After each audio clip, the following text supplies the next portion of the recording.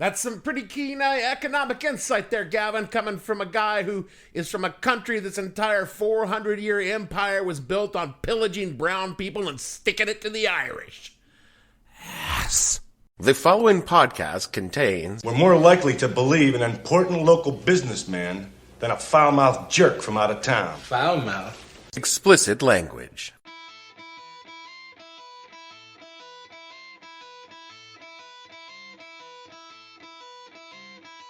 Hello and welcome to the podcast that asks a simple question. When you tried to buy your gas on an odd day but you got an even number plate, what the hell were you thinking?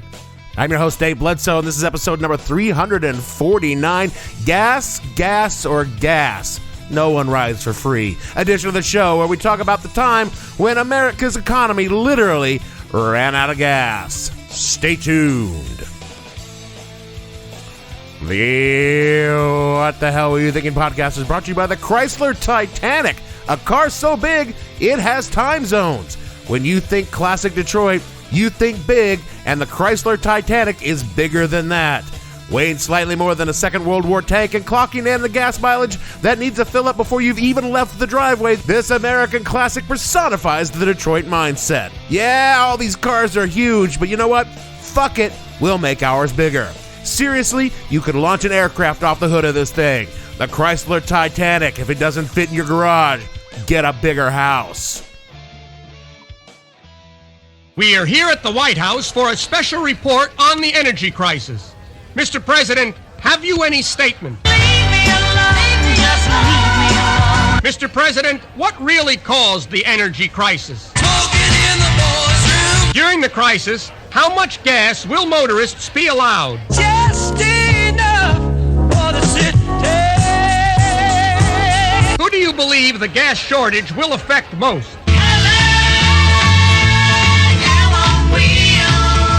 Mr. President, the crisis must be solved.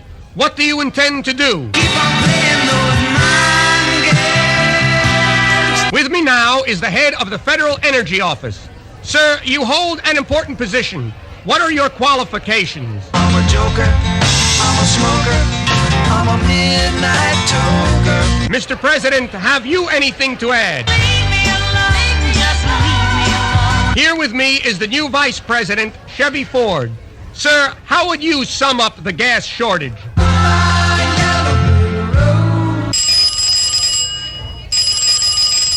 We have a long-distance call from Saudi Arabia. King Faisal, is that you? Hello, it's me. King Faisal, what are your thoughts when you look out at all those oil wells? You're beautiful, and you're mine. My old man was never a car guy. To the best of my knowledge, he never owned a flashy or fancy car in his life. They were always just like him. Very practical and, well, honestly, pretty boring. I love my dad, but he's never been Mr. Excitement. I mean, his idea of a wild night on the town has always been going to church on Thursday for fellowship night. Okay, let's not get crazy. Same for his cars. Lots of sedans in varying shades of brown, solid, dependable, reliable, often purchased used because, come on, who needs a new car? And it's the one of the very few traits that I share with my father. Cars for me have always been a method of transportation, not a lifestyle choice. If I had to guess, my dad was like this because of the 1970s. You see, back in the mid-1970s, my dad went back to college to finish a degree with a wife and 2 kids. Sounds very difficult. Yeah, it was for all of us. Money was super tight. The 4 of us lived in student housing, ate a lot of pancakes, and it was the only time in my life that I remember my parents really fighting, and they were fighting a lot. Why were they fighting? Because we had no fucking money. Everything turned out fine, but it was a rough few years there. Because we had no money, we had to save on pretty much everything, and one of the big things we saved money on was buying an absurdly small car. DATSUN unleashes a new class of economy car, the new 510s. Bigger than our small cars, smaller than the big cars. Hatchback, wagon, sedans. It's DATSUN, driven to its all-around best. Nobody demands more from a Datsun than Datsun. We Round number, Datsun. We'd always had a generic American car, and back then that meant we had cars large enough to hold at least 10 people comfortably on those huge bent seats, and a trunk big enough to carry at least 5 dead bodies or 3 living ones if you needed to sneak them into a drive-in movie. Sure, the American behemoth had laughable gas mileage. A factory fresh Detroit model in 1970 got an average of 11.9 miles per gallon. And since that was the average, a lot of them were a lot worse. A 73 Lincoln Continental got 7 miles per gallon. Good God. Our little Datsun 210 got between 20 and 30 miles a gallon. And it also retailed for around $2,000 or around $10,000 in today's money, compared to an average of $5,000 or $25,000 for an American car. So you could see why we downsized. And even as a 6-year-old, to me, this car was fucking ludicrous. It looked like someone stuck wheels on a cracker box. It actually looked more like someone had modeled a car on a toy car that a toddler would own. And it was almost as fast as a toy car a toddler would own. That little Datsun was hands down the most absurd-looking car you could buy at the time. And because it got such great gas mileage, everybody bought one. Why? Well, that's our topic for this week, the oil crisis of the 1970s. It's time for a disco minute. Before I get to the embargoes, I gotta take a minute here to explain the historical and geopolitical backstory. I want to know absolutely everything that's happened up to now. Well, let's see. First, the earth cooled, and then the dinosaurs came. But they got too big and fat, so they all died, and they turned into oil. And then the Arabs came, and they bought Mercedes-Benzes. And Prince Charles started wearing all of Lady Di's clothes. I couldn't believe it. He took her best summer dress out of the closet, and he put it on and went to town. Did I schedule this episode just so I could play that drop? I'll never tell. Honestly, it goes back before the dinosaurs, but to shorten it way down, around 180 million years ago, there was this supercontinent called Gowanda. That is not a thing. No, seriously, that was his name. It consisted of basically what is all the southern continents now. On Gowanda sat the Tethys Oceans for hundreds of millions of years, a fairly shallow ocean that just teemed with life. By the way, the remnants of the Tethys Ocean basin form the Caspian and Black Seas today, so you've learned something. As millions of years of plants and animals died and settled to the shallow bottom of the Tethys and compressed into layers of petroleum-bearing shale rock, the richest area of the former ocean would become what is today the Middle East, the Arabian Peninsula, and the Iranian side of the Persian Gulf. Well, thanks, Professor. Fast forward 65 million years. That is a big jump. That is very big. Humanity discovers that burning this black gooey stuff they pulled out of the ground is far more efficient than burning the black hard stuff they'd been pulling out of the ground for so long, and they started looking for more places with more of the black gooey stuff. They find a place named, fairly racistly, the Middle East has shit tons of the black gooey stuff, so they move in and steal it. Naturally, the people who lived in the Middle East thought that this was not a very fair deal with them. After all, they had lived in what is a tremendously shitty place for millennia and reasonably assumed that they ought to get something for their trouble of living there. There were a couple of world wars, and after the second one, white people decided that ruling these people where all the black goo live is more trouble than it's worth, and they set up some agreeable locals on thrones, and the modern states of the Middle East were created. Are we done? I just crammed 180 million years of history into about 2 minutes, and you're complaining about the 2 minutes? And no, we're not done. We're just getting to the truly relevant part. Following World War II, the Seven Sisters dominated the market. What the fuck is that? Is that porn? Well, they fucked a lot of people, but not in a loving way. So no, the Seven Sisters were the Anglo-Iranian Oil Company, now called British Petroleum, Royal Dutch Shell, now Shell Oil, Standard Oil Company of California, that became Chevron, Gulf Oil, merged into Chevron now, Texaco also merged with Chevron, the Standard Oil Company of New Jersey, Esso, later Exxon, now part of ExxonMobil, the Standard Oil Company of New York, or Socony, later Mobil, now part of ExxonMobil. The seven controlled 85% of the world's oil reserves and took 90% of the money from the 8 nations that held all that oil. The nations sitting on top of that oil decided, now that's a bit of a problem. And in September of 1960, Iran, Iraq, Kuwait, Saudi Arabia, and Venezuela banded together to form the Organization of Petroleum Exporting Countries, or OPEC. According to OPEC, the mission statement of OPEC is to, quote, coordinate and unify petroleum policies among the member countries in order to secure fair and stable prices for petroleum producers, an efficient, economic, and regular supply of petroleum to consuming nations, and a fair return on capital to those investing in the industry, unquote. But its actual goal was to kick the thieving fucking colonialists out of their goddamn country and take back the oil fields that rightfully belong to them. And that, pod friends, is exactly what they did. This, as you can imagine, caused just a bit of economic turmoil. And by the end of the 1960s, an expanded OPEC controlled more than half the world's oil production. And the Organization of Arab Petroleum Exporting Countries, Kuwait, Libya, Saudi Arabia, more or less, those are the guys that dominated OPEC. They had the most money and the most influence on all the other members. Again, super simplifying things for the sake of brevity and for the sake of my not entirely understanding them. Meanwhile, back in the West, particularly the US of A, a place with pretty significant oil reserves of our own, the Seven Sisters had dramatically scaled back oil production. Why? Well, it turns out you could pay the people in the Middle East a lot less to do the dangerous and dirty work of extracting that black goo from the ground. White people wanted to be paid a fair and living wage for their work, and brown people could be exploited for far less money. This is capitalism 101. So the oil companies became more or less utterly dependent on foreign oil, and because the entire fucking economy of the West depended on oil from those oil companies, the literal fuel of our economic engine depended on foreign oil as well. Is that a good idea?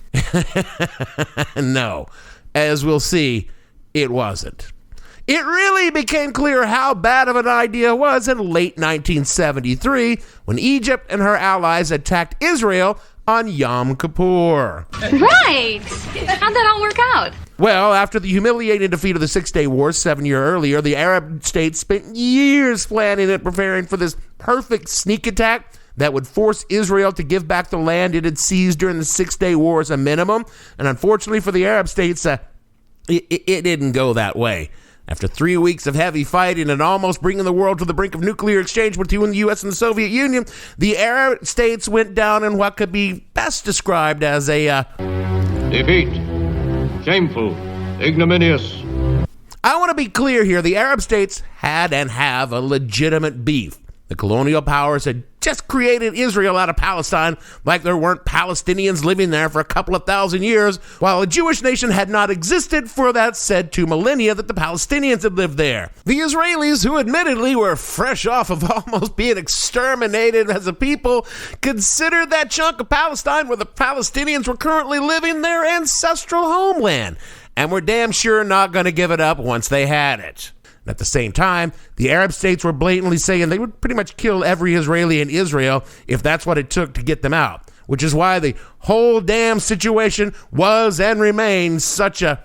It's a complete and total shit show, Don. After the shooting stopped, the seething Arab nations began looking for a way to give a little payback to the West, who had wrest arms and ammunition to Israel to shore up their defenses during the Yom Kippur War, and that's when they remembered, hey, we've got all the fucking oil. They sat down, they had a chat, and decided, we'll just see about that. And turned off the oil faucet to Canada, Jeez, what should we do here? Japan, the Netherlands, the United Kingdom, and the United States. Essentially, OPEC shut the world by the balls. And there wasn't a whole lot that the world could do about it. In October of 1973, before the embargo began, the cost of a barrel of oil on the world market was $3. It's around $28 in today's money. As the embargo lasted, it shot up 300% to $12, around $75 in today's money. For reference, a barrel of crude as of this recording is around $90. In the United States, prices of gas and for heating oil were much higher because our demand outstripped the rest of the world. The cost of a gallon of gas pre-embargo 1973, 39 cents, about $2.50 in 2022 dollars. By March of 1974, was 54 cents, or around $3.30 today. And again, for reference, today the average price of gas is right around $3.30, $3.50, and this probably sounds kind of reasonable for you. We see fluctuations in oil and gas prices all the time, but for Americans in 1970, it was fucking apocalyptic. First of all, people didn't make the kind of money they make today. In 1973, minimum wage was $1.60 an hour. That is $10.05 an hour, which is Actually, when I think of it, almost $3 more than what minimum wage is today. And so, yeah, go ahead and work with that. But also, the one sure thing in life was that gasoline was cheap and available. It was writ on stone tablets and handed down by George fucking Washington from Mount Vernon as an article of faith in American life. Now, it wasn't, and no one knew how to deal with rising gas prices, assuming that you could find any gas at all.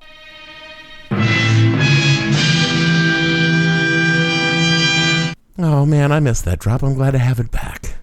It was in 1973, and basically still is true, that as an American, you can always get gasoline. You might not be able to afford as much gas as you want, but you can get gas. It was as sure as turning on the tap and having water flow that there would be gas. By mid-November of 1973, this was not true in the least, and Americans were not happy. Hell is this new shit? Quoting from Smithsonian Magazine, quote, "The oil crisis affected everything from home heating to business costs that were passed on to consumers in a range of industries. But the impact was most obvious on the roads. Gas station lines wrapped around blocks. Some stations posted flags, green if they had gas, red if they didn't, and yellow if they were rationing. Some businesses limited how much each customer could buy. Others used odd, even rationing. If the last digit of a car license was odd, you could fill up on odd numbers days. The notions that Americans were going to run out of gas was both new and completely terrifying. By February of 1974, according to the Baltimore Sun's Mike Klingman, drivers in Maryland found themselves waiting in 5-mile lines. Some stations illegally sold to regular customers only, while others let doctors and nurses jump the line. Fights broke out, and some station owners began carrying guns for self-protection. One man, John Wankin of Cockeysville, described spending a whole morning driving around the city looking for gas, but only managing to buy $2 worth, just enough to replenish the half tank he'd burned driving around during the 4 hours looking for gas, unquote. Our national obsession with the car had created a society where not having a car wasn't possible. And hell, this is true today as it was in 1973. At the same time, since the 1950s, the U.S. government had controlled the price of gasoline. Reeks of communism.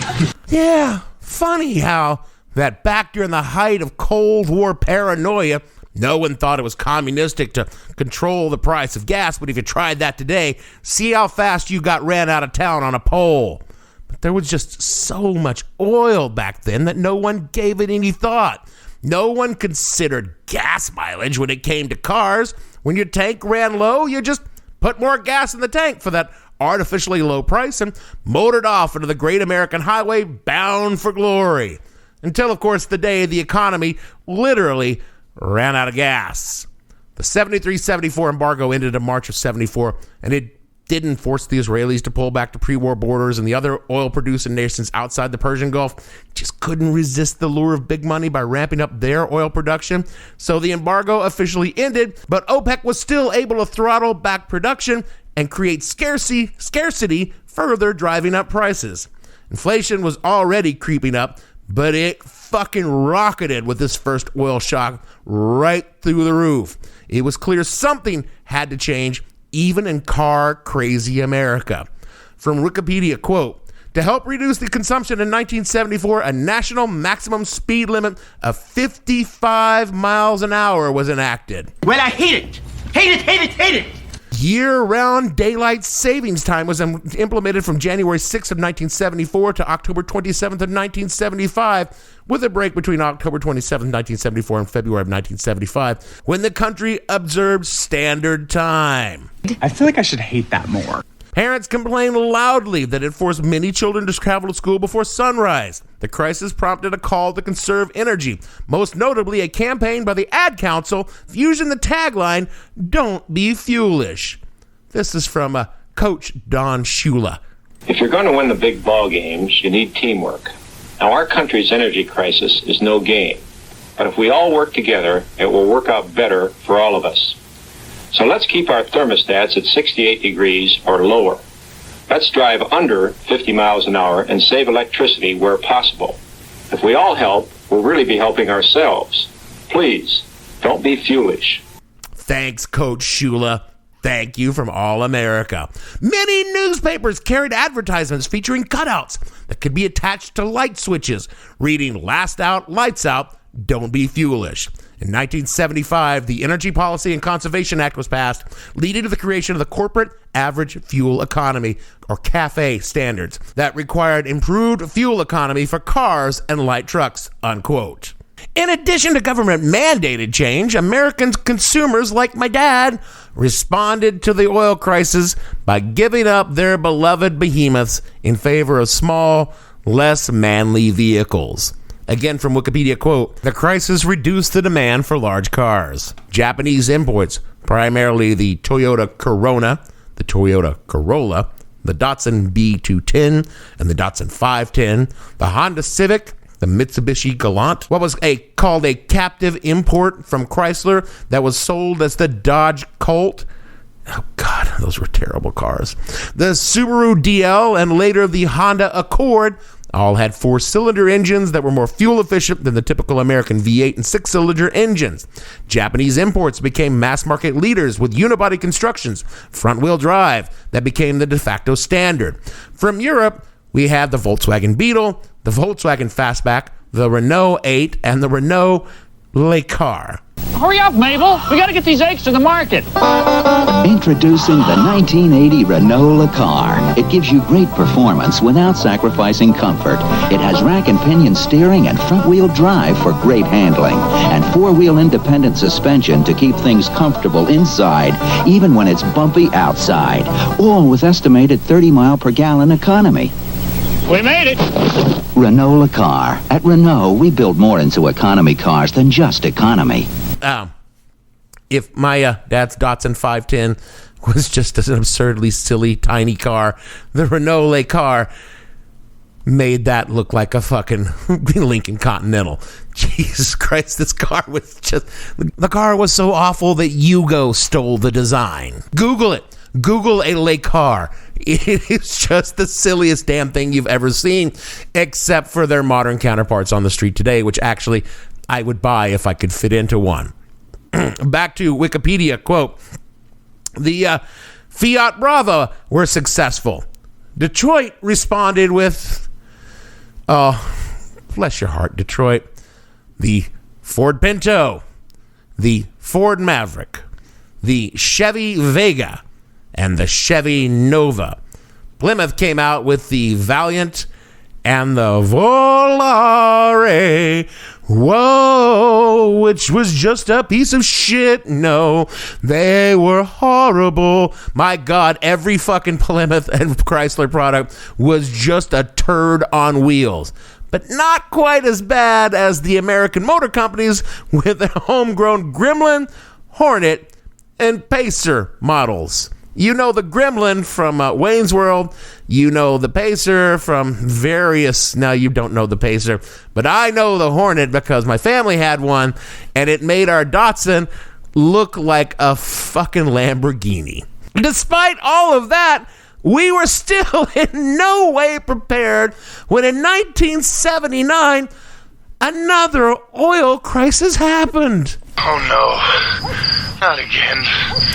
You see, what had happened was the United States had long propped up this cat named Mohammad Reza Pahlavi, but he liked to be called the Shah of Iran. Now, the Shah, great guy, totally awesome guy, if you happen to be an oil executive or not a communist. He was so great that when the people of Iran freely elected a dude by the name of Mohammad Mossadegh, who showed great promise in doing things like modernizing Iran with a progressive secular democracy and helped the people of Iran gain a share of their national wealth by, nationalizing the oil fields and taking them away from the British, the CIA and the British MI6 overthrew his government. Fuck that bitch. Yeah, fuck that bitch. And turned the Shah, who was previously a figurehead, into a full-on dictator king. This did not go down well with the people of Iran, mostly because they were being terrorized by the Shah's secret police and his authoritarian rule. And so in 1978, they gathered together and tossed the Shah right the fuck out and installed a fundamentalist cleric by the name of Sayyid Ruhollah Mustafa Khomeini as the head of a brand new thing called an Islamic Republic. You probably know Sayyid Ruhollah Mustafa Khomeini by his title, the Ayatollah Khomeini. And he was not down with two things, rock and rolla and America. He stopped the sales of Iranian oil to the West, and his followers took over the U.S. Embassy, held the ambassador and staff hostage for over a year because the United States had allowed the deposed Shah to come to America for his cancer treatments. It was a whole thing back then. It wasn't a full-on embargo like 73, but you see, the U.S. had so long been sucking at the Iranian oil teat over OPEC because our boy the Shah sold it to us so cheap. And when Iran slowed down, the rest of OPEC didn't really move up production because, fuck you, America. And oil prices shot up way more than they did in 1973. After the shit hit the fan, a barrel of oil was around $15 and it skyrocketed to $40. It's over $150 in 2022 dollars, and it was the highest oil would go until 2008. The net effect of the 79 crisis was equally as dramatic as 1973, even while the real oil supply only dropped by around 4%. It was an entirely psychological situation. But you can't really blame the people of America. They've had a hard decade. Inflation was through the roof, everyone was tired and worn out, and now here was this shit again. It's like we just slid off a cliff and lay at the bottom softly weeping. Hello up there! I seem to have fallen down a cliff. I'm still alive, but I'm very badly injured. I think my legs might be broken, but I'll try to stand up. Oh! Yes, they are broken. Perhaps you could toss me a Band-Aid or some antibacterial cream. It was though the entire country had a sense of, ennui. No, that's not the right word. A doldrum. No. Melancholy. That's a little closer. It's just a sort of general malaise. That's the word. President Jimmy Carter, who again was not a bad president, as we shall see next week, responded to the crisis as best he could, but found himself unable to do much since Congress was also in a funk. Going back to our old standby Wikipedia quote, another energy shortage hit the United States in 1979, forcing millions of frustrated motorists to wait in long lines at gasoline stations. In response, Carter asked Congress to deregulate the price of domestic oil. At the time, domestic oil prices were not set by the world market, but rather by a complex price controls of the 1975 Energy Policy and Conservation Act. Oil companies strongly favored the deregulation of prices since it would increase their profits. But some members of Congress worried that deregulation would contribute to inflation. In late April and early May, the Gallup poll found only 14% of the public believed that America was actually in an energy shortage. The other 77% believed that this was brought on by the oil companies just to make a profit. What happened to America? We used to see the truth. Sorry. Back to Wikipedia. Carter paired the deregulation proposal with a windfall profits tax, which would return about half the new profits of the oil companies to the federal government. See, we used to tax these fuckers. Carter used a provision of the EPCA to phase in oil controls, but Congress balked at implementing the proposed tax in July of 1979. Oh, that's what happened to us. As the energy crisis continued, Carter met with a series of business, government, labor, and academic and religious leaders in an effort to overhaul his administration policies. His pollster, Pat Cadell, told him that the American people faced a crisis of confidence stemming from the assassinations of major leaders in the 60s, the Vietnam War, and the Watergate scandal. Though most of his top advisors had urged him to continue to focus on inflation and the energy crisis, Carter seized on Cadell's notion that the major crisis facing the country was a crisis of confidence. On July 15th, Carter delivered a nationally televised speech in which he called for long-term limits on oil imports, the development of synthetic fuels, but he also stated all legislation in the world can't fix what's wrong with America. What is lacking is confidence and a sense of community. The speech came to be known as his malaise speech, although Carter never used the word malaise in the speech, unquote. It is a crisis of confidence. It is a crisis that strikes at the very heart and soul and spirit of our national will. We can see this crisis in the growing doubt about the meaning of our own lives and in the loss of a unity of purpose for our nation. The erosion of our confidence in the future is threatening to destroy the social and the political fabric of America. Oh, Jimmy, you were right all along. We just hadn't all got there yet. Jimmy's little pep talk, although to be honest, it was a buzzkill of a speech. It didn't work. In fact, it solidified public opinion that this Georgia cracker had no fucking clue what the hell he was doing, because Americans do not like to be told that they are the problem. And as things got worse with the hostage crisis continuing for months and months and months, that gave us Ted Koppel and Nightline. God, I remember just watching Ted Koppel and Nightline. It's day 340. I'm sorry, I'm really just completely off the rails here with this. But you have no idea how Ted Koppel's hair never changed for like 3 decades. Sorry, going back.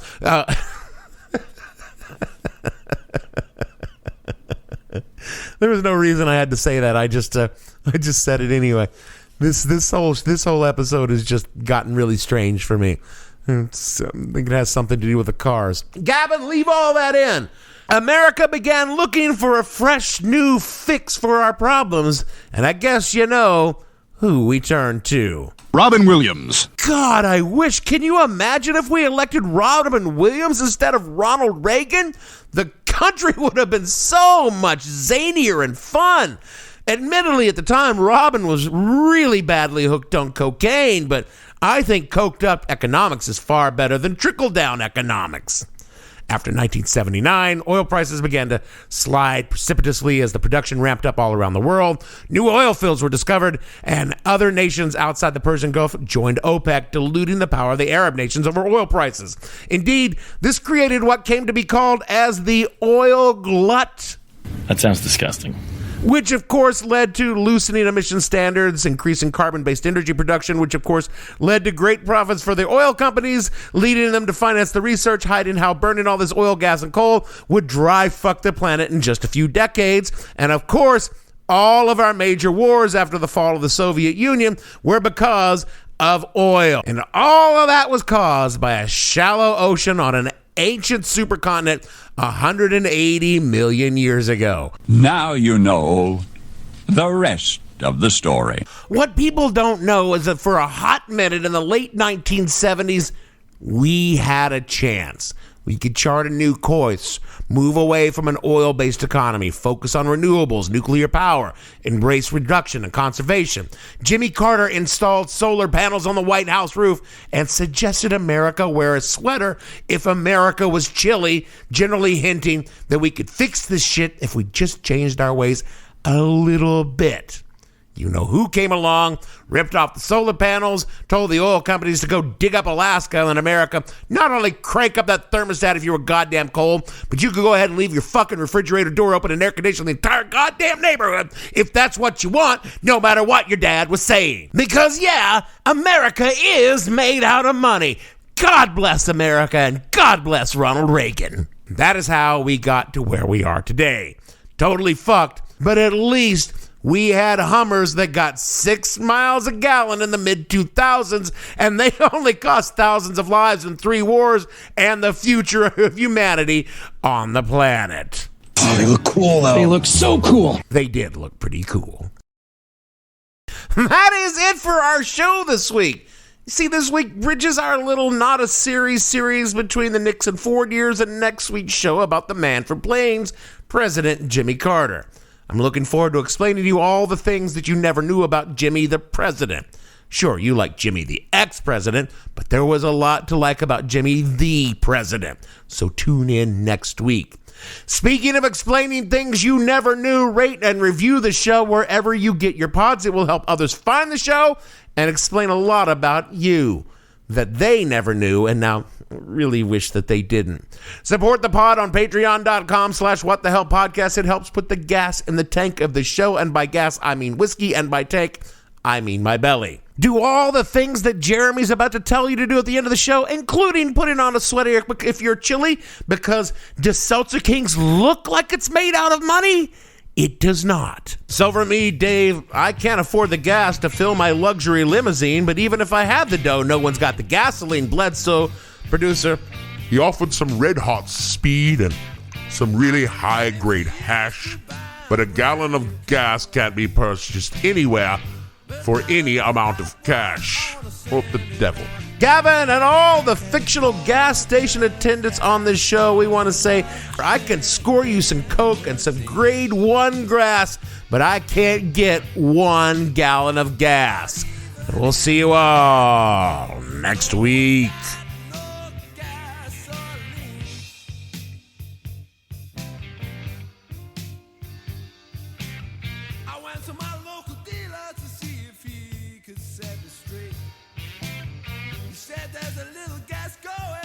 You have to wait till they offer some red hot sweet and some really high grade hash. But a gallon of gas can't be purchased anywhere for any amount. What the Hell Were You Thinking stars Dave Bledsoe and features Gavin St. James and several fictional minions. The show is produced by Kimberly Steele and a part of the Seltzer Kings podcast network. You can find more information on the show on their website, whatthehellpodcast.com, or on Twitter at @thehell_podcast, or on Facebook as What the Hell Podcast.